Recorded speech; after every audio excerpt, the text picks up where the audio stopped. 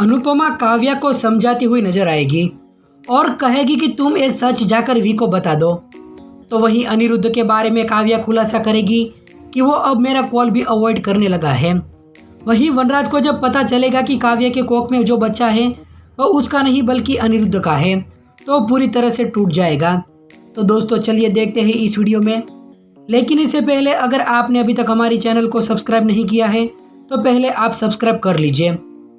जहां पर अनुपमा काव्या को कह रही होगी कि तुम्हें ये दिखाई दे रहा है कि परिवार ने क्या नहीं किया, लेकिन तुम ये क्यों देख नहीं रही हो कि परिवार ने तुम्हारे लिए क्या किया और तुमने बदले में उनके साथ क्या क्या किया। तुम जब अनिरुद्ध की पत्नी थी तब मिस्टर शाह से मिलकर उसे धोखा दिया, अब मिस्टर शाह की पत्नी होकर अनिरुद्ध से मिलकर उन्हें धोखा दे रही हो।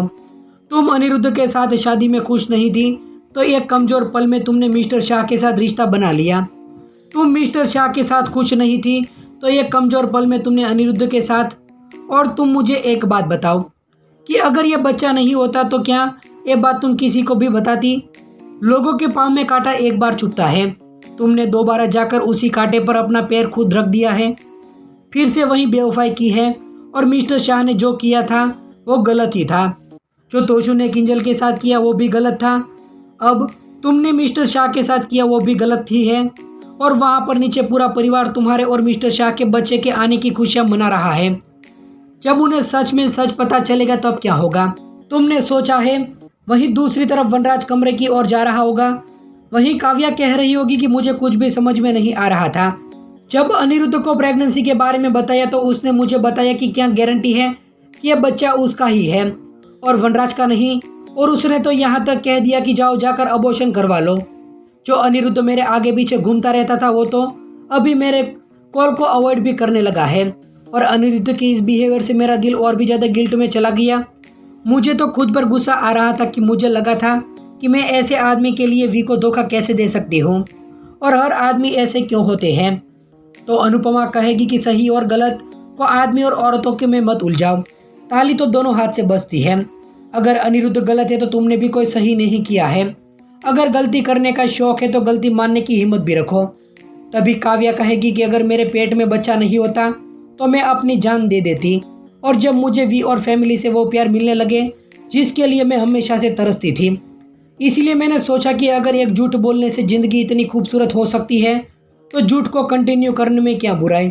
बस इसलिए यही सोचकर मैंने अनिरुद्ध के बच्चे को वनराज का बच्चा कह दिया। अगर मैं ये झूठ नहीं बोलती तो मेरा क्या हाल होता तुमने सोचा भी है? अगर अनुपमा तुमने सबको बता दिया तो वी मुझे घर से बाहर निकाल देगा।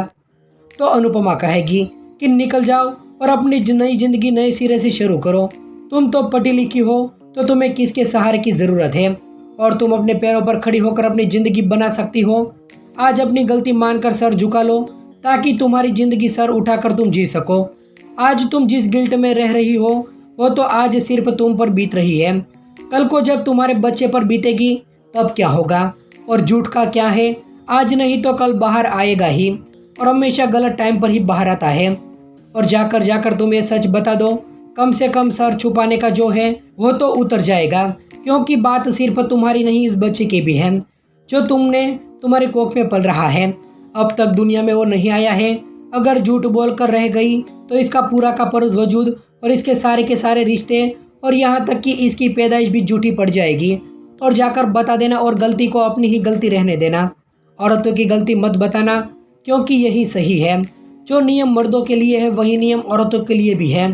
तभी काव्या कह रही होगी कि वी ये सच बर्दाश्त नहीं कर पाएगा। तभी वनराज बाहर से बातें सुन रहा होगा। वही काव्या कह रही होगी कि उसे जब पता चलेगा तो वो टूट जाएगा कि ये बच्चा उसका नहीं अनिरुद्ध का है। तो ये बात सुनते ही वनराज के पैरों तले से जमीन ही खिसक जाएगी। वहीं आने वाले एपिसोड में दिखाया जाएगा कि वनराज को काव्या ने जो कह रहा होगा वो सब बातें अंदर ही अंदर खाई जा रही होगी और कार के अंदर जाकर बैठ जाएगा और बहुत ही ज़्यादा रोने लगेगा। तभी अनुपमा उसके पास जाएगी। तो दोस्तों सीरियल के आने वाले ट्विस्ट बहुत ही ज़्यादा एक्साइटेड होने वाला है। तो आप आने वाले एपिसोड को देखने के लिए कितनी ज़्यादा एक्साइटेड है आप हमें कमेंट में ज़रूर बताइए। धन्यवाद।